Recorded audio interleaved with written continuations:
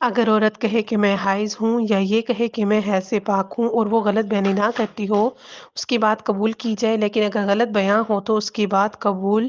کرنے میں اشکال ہے۔ اگر کوئی عورت اگر کوئی عورت نماز کے دوران حائض ہو جائے تو اس کی نماز باطل ہے، حتیٰ کہ بنا پر احتیاط واجب حیض آخری سجدے کے بعد اور سلام کے آخری حرف سے پہلے ہی آیا ہو۔ اگر عورت نماز کے دوران شک کرے کہ حائض ہوئی ہے یا نہیں تو اس کی نماز صحیح ہے، اس کو شک ہوا ہے، ٹھیک ہے۔